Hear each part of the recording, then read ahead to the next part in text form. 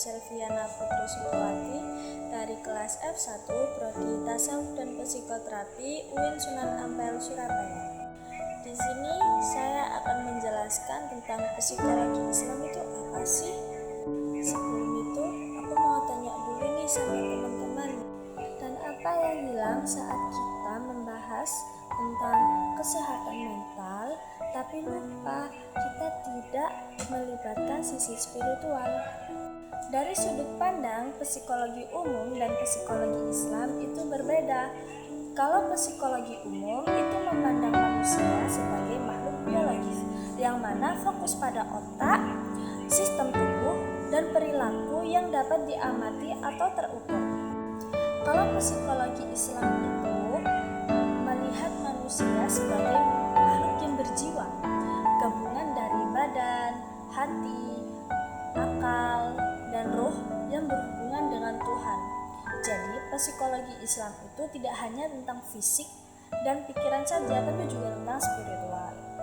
Yang kedua, gimana sih konsep fitrah yang bisa bantu kita nemuin potensi terbaik yang mungkin gak terbaca oleh tes kepribadian konvensional?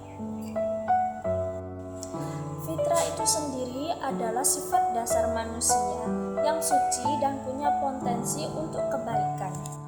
Tes kepribadian konvensional hanya ukur isi kognitif atau perilaku.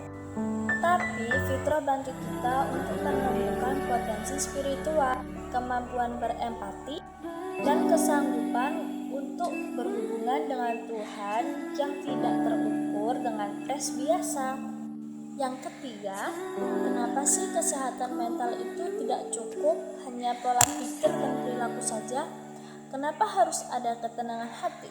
Nah, jadi perilaku dan pola pikir itu bisa diperbaiki. Tapi kalau ketenangan hati, semisal hatinya tidak baik-baik saja, misal ada rasa kosong, ketidaknyamanan, dan kesalahpahaman diri, maka kesehatan mentalnya tidak akan stabil.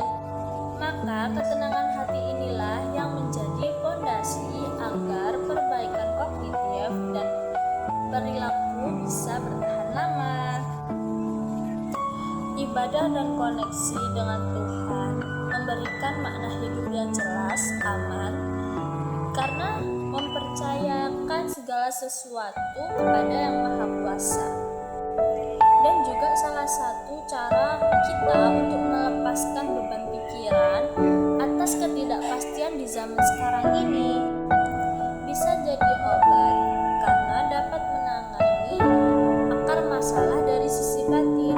Ketika dia tidak percaya diri, tidak percaya kepada orang lain, rasa ketidaknyamanan, rasa gelisah, dan bukan cuma gejalanya saja. Yang kelima, warisan masa lalu.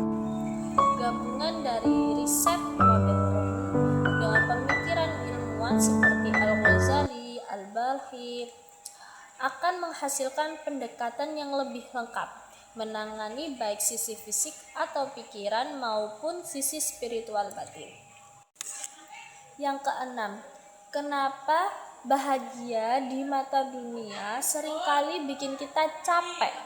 Dan gimana psikologi Islam itu menawarkan tenang yang abadi? Standar bahagia di dunia seringkali fokus pada materi, kesuksesan, atau kesenangan sementara yang selalu berubah, dan itu membuat kita capek karena tidak puas.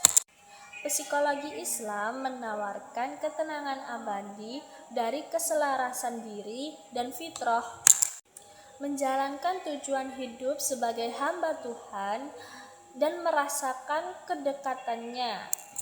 Yang ketujuh, di tengah krisis etika di media sosial ini, gimana sih psikologi Islam ngebentuk akhlak kita biar gak gampang ikut-ikutan? Psikologi Islam ngebantu kita untuk bentuk akhlak yang baik dengan menekan nilai seperti kejujuran, empati, dan nafsu diri. Kita diajarkan untuk berpikir berdasarkan ajaran agama sebelum ikut tren di media sosial. jadi bisa lebih kritis dan tidak mudah terpengaruhi oleh hal-hal yang tidak sesuai dengan nilai baik. Yang terakhir, kalau kita belajar psikologi Islam, apakah kita cuma belajar teori saja? Atau sebenarnya kita lagi belajar cara buat pulang ke jati diri kita yang asli? Bukan cuma belajar tentang teori saja. Belajar psikologi Islam ini sebenarnya adalah proses pulang kita ke jati diri yang asli, mengenali fitrah yang ada dalam diri kita, memahami tujuan kita sebagai manusia, dan hidup sesuai dengan apa yang sudah ditetapkan oleh Tuhan. Mungkin cukup sekian penjelasan dari saya. Jika ada salah kata maupun perbuatan, jika ada yang kurang atau yang lebih, mohon dimaafkan. Wassalamualaikum warahmatullahi wabarakatuh.